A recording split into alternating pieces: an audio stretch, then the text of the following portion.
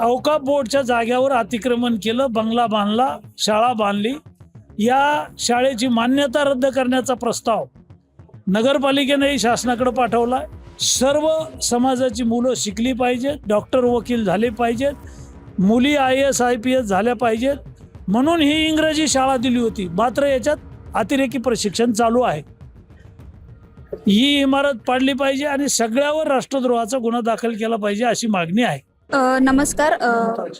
परतूर येथील एका शाळेत सर तन्सेजुदा या गाण्यावर काही विद्यार्थी नृत्य सादर करत असल्याचा व्हिडिओ व्हायरल झाला होता. आमदार बबनराव लोणीकर यांनी विधानसभेत हा मुद्दा उपस्थित केला होता आणि आज माजी खासदार किरीट सोमय्या हे देखील परतूरला या संदर्भात अधिकची माहिती घेण्यासाठी गेले आहेत. यावर सविस्तर चर्चा करण्यासाठी आपल्यासोबत आमदार बबनराव लोणीकर आहेत. सर, काय सांगाल, नेमकं काय आहे हे प्रकरण? परतूरला किड्स इंग्लिश स्कूलमध्ये पाकिस्तानचा अतिरेकी मुमताज कादरी, ज्या आरोपीनं राज्यपालाचं खून केलेला आहे, दंगली केलेल्या आहेत, वॉन्टेड आरोपी आहे, आणि या मुमताज कादरीचा व्हिडिओ परतूरच्या किड्स इंग्लिश स्कूलमध्ये दाखवला.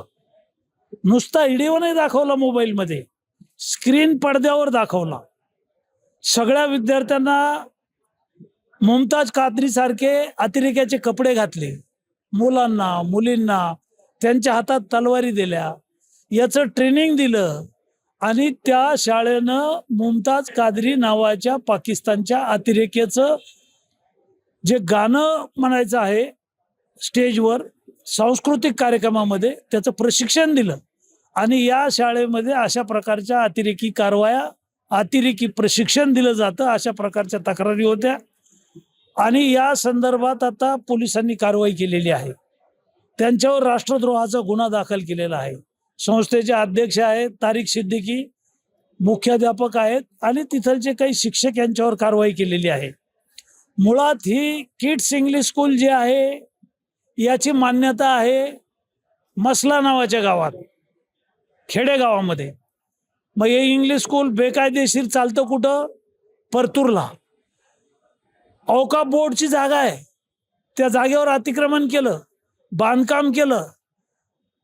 त्याने स्वतः अध्यक्षांनी त्याचं घर, बंगला तिथं बांधला, आणि औकाफ बोर्डच्या जागेवर हे इंग्लिश स्कूल आहे. अतिरेक्यांचं प्रशिक्षण दिलं जातं.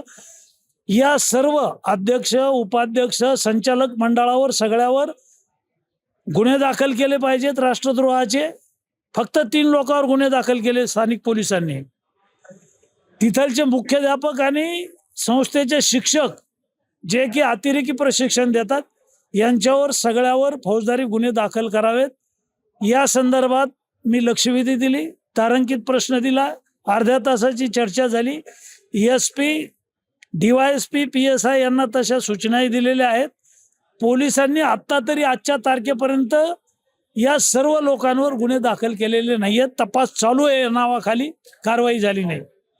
जे औकाफ बोर्डच्या जागेवर अतिक्रमण केलं, बंगला बांधला, शाळा बांधली, या शाळेची मान्यता रद्द करण्याचा प्रस्ताव नगरपालिकेनेही शासनाकडे पाठवलाय.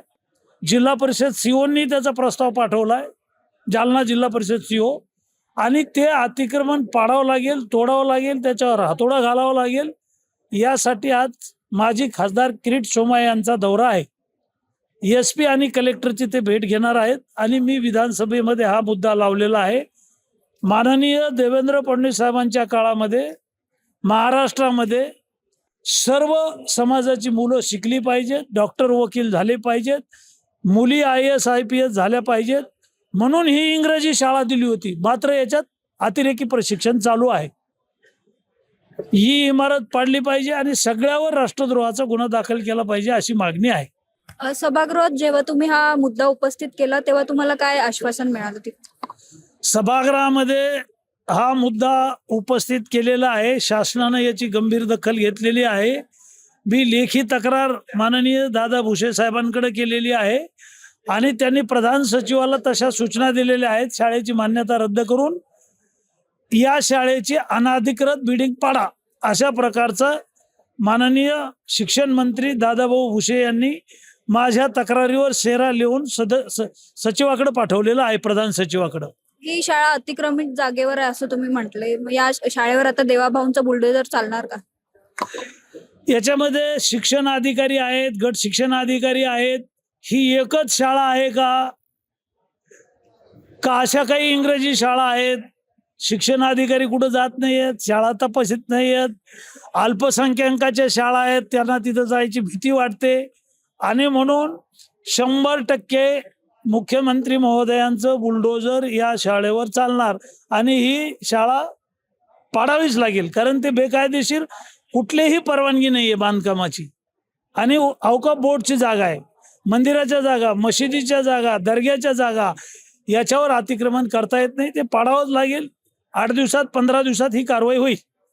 सर, ज्या वयात विद्यार्थ्यांना शिक्षण घेणं, ज्ञान संपादन करण्याचं जे वय असतं, त्या वयात अशा प्रकारे वादग्रस्त गाण्यांवर त्यांना नृत्य सादर करायला लावणं हे कितपत धोकादायक वाटतं?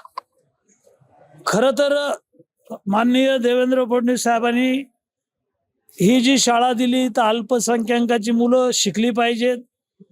त्यावेळेला मी राज्याचा मंत्री होतो. चांगल्या भावनेनं, चांगल्या हेतूनं ही पोरं शिकली पाहिजेत या भावनेनं ही शाळा दिलेली आहे.